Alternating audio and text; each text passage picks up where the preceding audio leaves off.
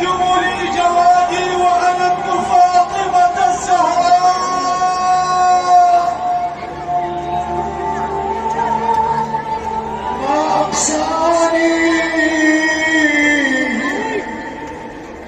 ما أقساني من أخت وأنا أقدم لأخي جواد غنيا. فأخذ منها الجواد ثم أخذ يودع العائلة. الوداع الأخير. يلفت يبكي على فراق الإمام الحسين.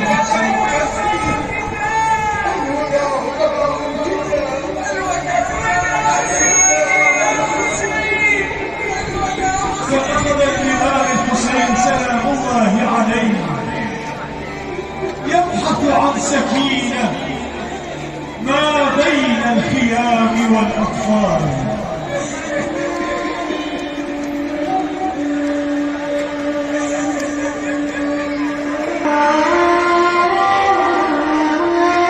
بنيتي سكينة، عزيزتي سكينة، أين أنت يا قرة عيني؟ أين أنت يا حبيبتي يا سكينة؟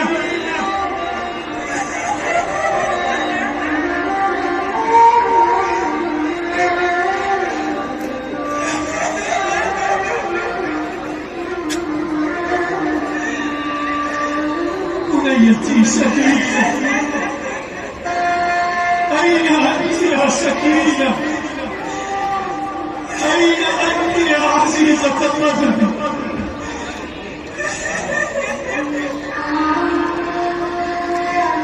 ولما بحث عن الإمام الحسين بين الخيام وجدها في آخر الخيام جالسة ورأسها بين ركبتيها.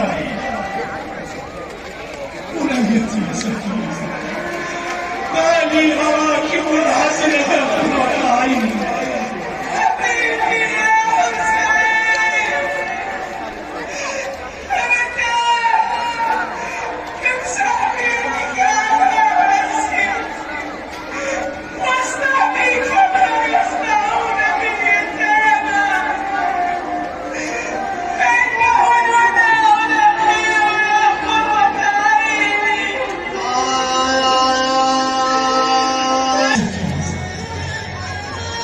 عزيزة الأمل، ارجعي إلى عمتك زينب، ارجعي يا سكينة، لقد قطعتيني يا قلبي.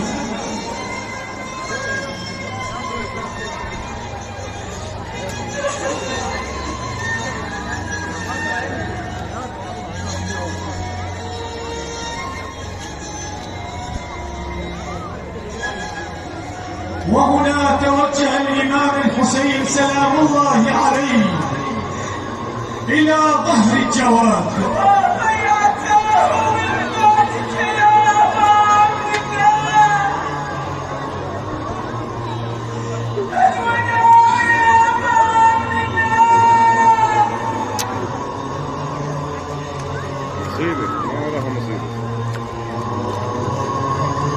وهنا توجه الإمام الحسين نحو ساحة المعركة فتناديه سكينة.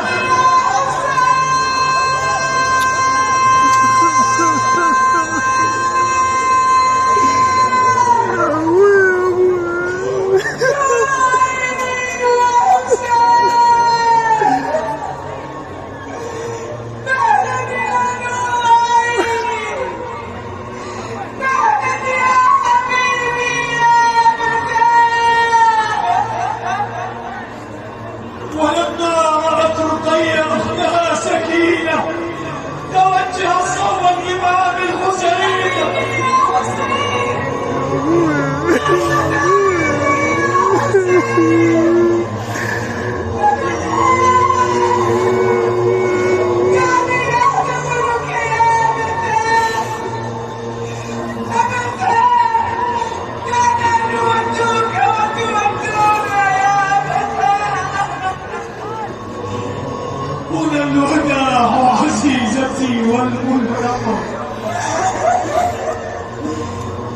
يوم القيامة عند حوض الكوثر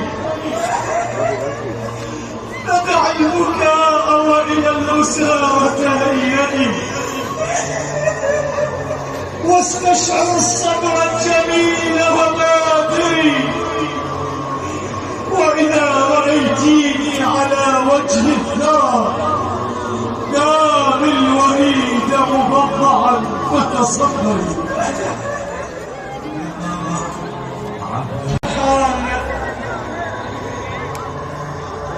انتظر ظهر الجواد مرة أخرى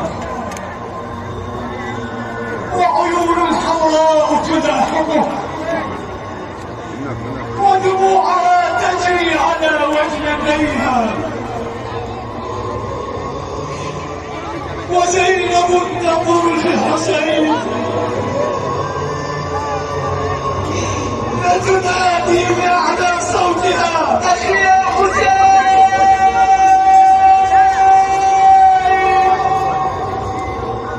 يا ابن أمي يا حسين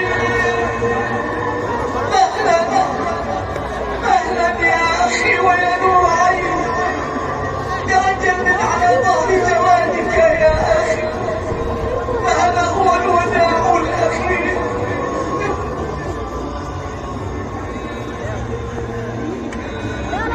أخي يا حسين اشد صدرك ونحن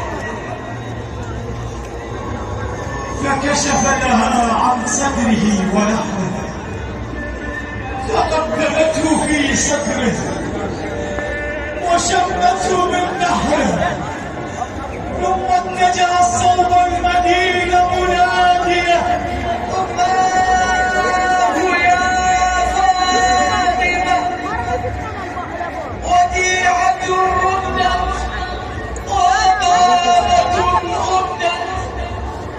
أخي زينب ما هذه الأمانة وما هي تلك الوديعة يا نور عيني؟ أخي يا حسين أخي يا حسين لما حضرت الوفاة أمنا فاطمة قالت لي يا زينب إذا رأيت أخاك الحسين وحيدا فريدا بلا ناصر ولا معين فقبلي في صدره وشوي في نحره غضب عني يا زينب. أخي زينب تعزي بعزائنا فلا تشقي علي جيبا ولا تلطمي علي خدا واحتسبي في ذلك رضا الله سبحانه وتعالى. ارجعي الى الخيمه يا زينب.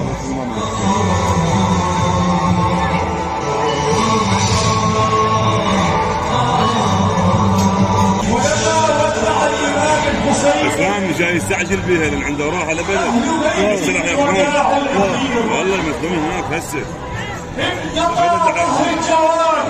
جاي يستعجل.